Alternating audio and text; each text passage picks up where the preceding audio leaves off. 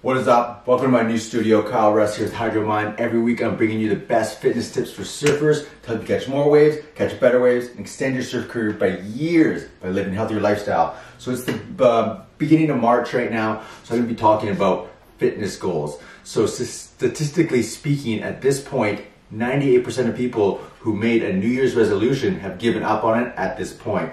Now, as we are surfers here, most of the goals that we set are fitness based, so to surf better, to be able to surf longer without getting tired, to have more confidence in the ocean, this and that. So if you're that person that set a resolution and has given up on it, great news for you. So we're talking about the ideal surf body. To figure out the ideal surf body, we look at the best surfers. So there's a lot of things that you can't control, like how tall you are, your frame, your bone size, and all that stuff, but none of that matters. We're going to cover what we can change, the things that we are in control of, that we can and should be taking responsibility for. So what is the ideal surf body? How can you get it? Super simple, but having this information is going to be part of the way to get you there. The other half of it is going to be the motivation in order to stick with it. So it's not the setting the goal that matters, it's the following through on it that is really important here. So what is the ideal surf body? So we're going to start with the body. So number one is strength first. The world-renowned, super famous strength and conditioning coach Pavel Tsatsouline, he is from Russia, and he actually brought the kettlebell to the United States for the first time. Super famous dude, ultra elite trainer, and his brand is called Strength First, because without strength, what do you have? You wouldn't be able to hold your body up, you'd just crumple down. Didn't matter how mobile you were, you wouldn't be able to get out to the ocean. Didn't matter how good your endurance was, if you didn't have the muscles to support that frame, it is everything. So strength first. So what kind of strength are we looking for for a surfer?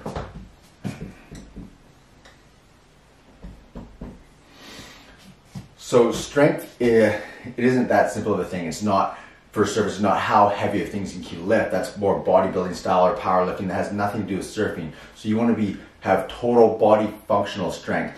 Functional strength is super important. So what is functional strength? It's being able to do compound movements. So it's using multiple joints and multiple muscles at the same time. But first, we need to cover the movement patterns. So it's lunge, squat, twist, push, pull, and then there's another functional pattern is gait, which is walking and running. But for surfing, you're more in a crouched position, but still you're on the balls of your feet with your knees bent, so you're performing in that position. So you want to be doing functional strength workouts, no muscle isolation. So muscle isolation would be like a machine that locks your body into place, like a leg press, where you're just sitting and you're stuck and it isolates single muscles. Body doesn't work like that. There's nothing in real life that works like that, but especially when you're out in the ocean in a liquid environment that's constantly changing and you're reacting fast, nothing is isolated. You're always using total body. So you have to do functional body workouts. Another part of strength that it's really kind of the gatekeeper to surfing is paddle strength. So paddling is like running with your arms. So normally when you're on land and you're going about your day-to-day, you're walking with your legs, you're breathing all that free oxygen, and then even if you only surf, or if you get to surf every single weekend, you're still spending 90% of your time on land. And every second you're on land, you're more adapted to that. So when you get to the water, you struggle. So if you are the type of person that's a weekend warrior, you have a job, you have a family, whatever, so you get into the water and you paddle a bit, your paddle strength gets a bit better, but then you work all week, your paddle strength goes down. And you go back in the water, it gets a little bit better, and it goes down. But over time, it starts to go down and down and down more. But if you build your paddle strength between surf sessions from home, you're getting better when you're in the water, you're getting stronger when you're at home, getting stronger in the water, and stronger at home, and you realize your potential, which is actually way up here somewhere. So strength is it's a broad topic, because as a surfer, it is total body, and you got to have that paddle strength to get out to the water. So you have to cover strength first. Like I said before, paddle strength is that gatekeeper to surfing. To catch one wave, even one wave, you need paddle strength. But if you want to be a great surfer, you have to catch tons of great waves. In order to do that, you have to have great paddle strength. It is, in my opinion, the number one skill attribute a surfer can have, because it leads to the wave quantity. Wave quantity leads to those on-wave skills that you want: barrel riding, airs, power turns, and just wave quantity is really the currency of a happy surfer. If you are that person, which I call lost watermen, who their fitness level is struggling from work, family, that kind of thing, adding more waves into your life is the solution. If you're a beginner surfer, that is struggling to make progress, adding more waves is that solution. If you've been rocked by the ocean and your confidence is shook, adding more waves, that's the solution. The cure to all surfers' woes are always more waves. Moving on. So what makes up the ideal surf body? Number 2 is endurance. Endurance is so important because you may not consider this, but surfing is an endurance sport. You're constantly moving, you're constantly paddling. However, it's an endurance sport where you're also forced to hold your breath over and over. Surfing is the only sport that forces you to hold your breath. There are other sports that include breath holding, but surfing, you don't get to decide when you hold your breath, how long you hold your breath, or how often. When you get caught inside, if you don't have the proper endurance, the breath training, that can end your session like it does to a lot of people. You can see a lot of those cleanup sets that wipe out the lineup and only 1 or 2 people are left out in the lineup after that. That can and should be you. So what is endurance? So to better explain endurance, there's 2 sides to it. So there's the muscular side, so muscular endurance. Again, so this is moving away from traditional bodybuilding style workouts where you do as heavy lifts as you can. So a bodybuilding rep range would be to do 1 to 8 repetitions, more closer to the 8 amount of reps. So whatever you can do, maximum 8 reps, that's a bodybuilding range. So the farther we move ahead of that, the more we move toward endurance. You want to aim for reps 25 and above, and even more. So what's the weight that you can lift that many times? That's muscular endurance. It's a simplified version of it, but it's super, super important to not lift too heavy, especially with the upper body when you're going to be paddling. A little bit more weight can be used on the lower body because when you're surfing, it should be called paddling because you spend 90% of your time on your belly paddling, and you spend about 10% of your time, give or take, standing on your board using your legs. So it's more power, it's more quick, you're holding more of your weight, and you have more force and inertia going on there, so you can lift heavier with your legs, which I recommend. So that's muscular endurance. The other side of endurance has to do with oxygen. To understand endurance, so you have your cardiovascular system, your lungs, your diaphragm, and your heart. So to better describe exactly how this works, I call what I call the oxygen pathway, and it has 3 steps. So the first step, number 1, is intake. So that's getting the oxygen out of the atmosphere into your lungs. So that's an inhale. The most important part of that is the diaphragm. If you're laying, so to take a full inhale, you need to take it in from your belly. The bottom 2/3 should be your belly inhaling, and the top third should be your chest. If I ask you right now, just take the biggest inhale you can, and you go, and you get taller, and your chest expands first, that's called inverted breathing, and that will typically cause you to take an inhale of only about 50% of your lungs. This is aggravated even more when you're lying belly down on your surfboard paddling out, because you have that pressure in your diaphragm. It's so much easier to take your those chest breaths rather than a belly breath. So intake is the first important part, taking deep belly breaths to get a full lung so you have more oxygen to spread through your body. That leads into step number 2, distribution. So we got intake,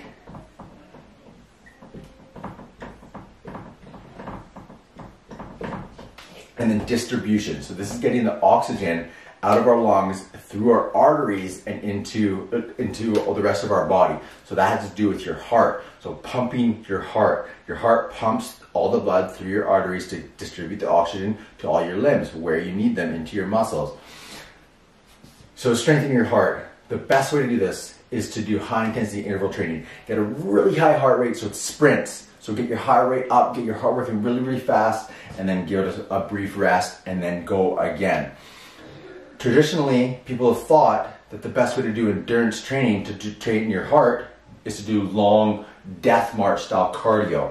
Studies now, it's been shown over and over and over again that long form cardio has less benefits than doing short-term sprinting, and it's a lot easier on the body, and it's time efficient. The best part of that is that it takes less than 1/10 the amount of time to get the same results or better if you're doing sprinting. So that's a really, really important thing to consider. High intensity interval training is the best way to do it. Studies have shown that the Tabata method is the best. The Tabata method goes as follows: 20-second sprints, 10-second rest, 8 times. If you do the math on that, it takes 8 minutes to do a full round of cardio. Can and should be done 2 to 3 times a day with proper rest in between. that leads us to the next side. So distribution, and then number 3, the final one,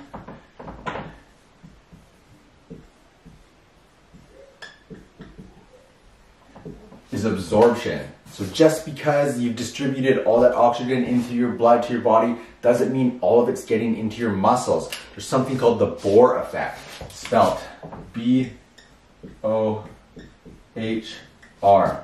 That's the name of a Danish physiologist who discovered that oxygen will only enter the muscles in the presence of CO2. So what does that mean? You know that when you breathe in oxygen, you exhale CO2, carbon dioxide. But carbon dioxide, which is sometimes thought of as a waste gas, actually plays a really significant role in absorbing oxygen. So your blood cells will hold an oxygen molecule, but they'll also hold a CO2 molecule. They need both in order for your blood vessels to dilate, in order to allow your blood to get into your muscles. So if you don't have if you don't have enough CO2 in your bloodstream, a lot of that oxygen will go to waste. It won't enter into your muscles. It's the Bohr effect. So how do you make sure you have enough CO2 in your bloodstream? Most important part is nasal breathing. So if you breathe through your mouth, it's called lung flushing. So you're getting too much out. And if you do that instantly when you start working out or start paddling, it's because you have a low tolerance to CO2. Your body isn't used to having it in there. It's telling you to get it out as fast as you can. The best way to remedy this is to work out with your nasal breathing. If you've never done this, you will be really hungry for oxygen when you work out. You'll start your workout, breathe through your nose, you feel like you're not getting enough oxygen. You'll feel like you want to huff and puff because your body's telling you to get that CO2 out. The more you do this, the higher your tolerance gets, and you will all of a sudden be able to have a lot more endurance. So you'll all of a sudden when you're working out, you'll be able to work out harder. You have to take in those big mouth inhales, but you have to get through the hard part where you breathe through your nose at first and you feel hungry for oxygen. But when you're doing that, say you're working out, you're trying nasal breathing for the first time, and you get really, really tired in the middle, just put the weights down, stop your workout, whatever you're doing, and don't mouth breathe. Just recover through your nose until you recover it, and then continue it again, because you don't want to mouth breathe as little as possible. And that's going to increase your tolerance to CO2. It's going to allow you to carry that CO2 so you absorb all the oxygen. So you get as much as you can with the proper inhale, you distribute it with a strong heart, you absorb it by having a high CO2 tolerance. So that, if you break any one of these, it's a cycle. If you don't have all 3 of these, you'll lose it somewhere. You'll be losing oxygen somewhere where you won't have the proper amount of endurance. So that is how you get the ideal surf, or that's how you get the ideal endurance for a surf body. Secondly, on top of all these things, you have to know these things, but the next thing is having this knowledge isn't going to go anywhere if you have an improper diet. So what's the best diet for a surfer? This varies wildly depending on the person, depending on your metabolic type. But I found for me and a lot of my clients has been what I call the waterman diet, and it's a ketogenic diet. Here's why a ketogenic diet is the best for surfers. There's a researcher, I think it's the University of Florida, his name's Dr. Dom D'Agostino, and he's famous for being one of the lead scientists studying ketogenic diets, and he works with Navy SEALs, trying to get them better ways to hold their breath longer, but also they use rebreathers when they're scuba diving. Well, that's not scuba, but when they're working underwater doing their operations, and they've been having lots of problems because rebreathers, I don't know the exact science behind it, but it can really give them problems with their brain. But the ketogenic diet decreases your brain's need for oxygen. So your brain, on average, uses 20% of your body's oxygen. The reason for that is it burns glycogen to think. So glycogen is the fuel for your brain that it uses to think, but it needs oxygen to oxidate the glycogen. So you need both. So the oxygen breaks down the glycogen, and that allows it to be burnt so you can think. When you're on a ketogenic diet, it uses, instead of glycogen as fuel, it uses ketones produced by your liver. So instead of glycogen, you're using fuel, or ketones for fuel, which do not require oxygen to oxidate it. It's a cleaner burning fuel. It can be burnt in the way that it is without the presence of oxygen. So your brain, like I said, takes 20% of your body's oxygen. When you don't need oxygen in order to burn glycogen, that is reduced significantly. So ketogenic diet, first of all, increases endurance, increases your breath hold time. It decreases the amount of time it takes you to recover between breath holds and paddle outs and hold downs and all that stuff. So in my opinion, it is the unfair advantage if a ketogenic diet is right for you, which for a lot of people, it has been shown to be a great benefit, especially for weight loss.